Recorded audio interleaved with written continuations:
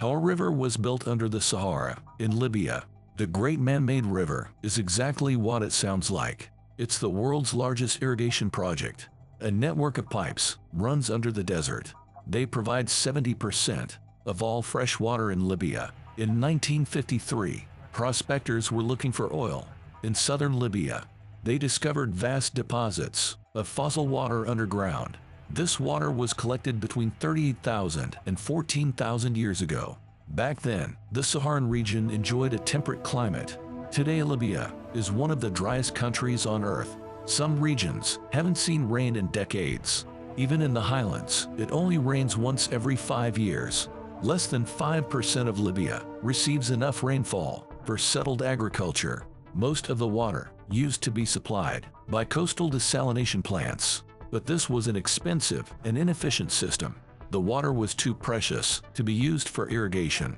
The Great Man-Made River was conceived in the late 1960s, but work on the project only began in 1984. The project's construction was divided into 5 phases. The first phase was launched in August 1991. It required a massive excavation operation. Almost 3 billion cubic feet of soil had to be removed. Around 1,300 wells were dug into the desert soil. Some were as deep as 1,600 feet. These wells pump water from the subterranean reservoir.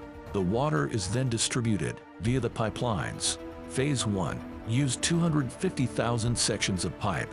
They were the largest pipes in the world. Each section was 13 feet wide and 23 feet long.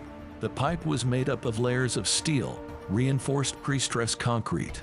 The sections were laid in trenches 23 feet deep. Specially built cranes were used for pipe laying. The joints were sealed with giant rubber O-rings and cement grout. Artificial lakes were excavated to be used as open reservoirs.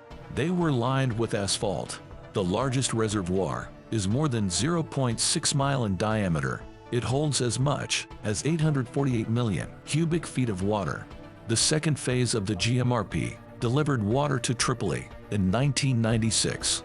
Altogether, more than 6.5 million people received fresh water. The project cost more than $25 billion. The network of pipes is 2,333 miles long. Around $1.5 billion was invested to install artificial palm trees. These 50,000 trees aid water condensation. By 2010, Libya was pulling up 90 million cubic feet of water per day. It aimed to reach 250 million at some point.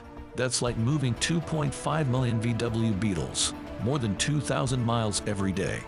Drip irrigation techniques ensure water doesn't go to waste. More than 70% of the water is intended for agriculture. The rest is allocated for people's consumption. The water was cheap for the farmers.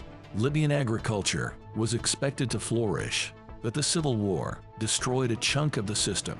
It has been partially restored since then, but the aquifer might dry up within the next 100 years. But for now, the GMRP is still functioning.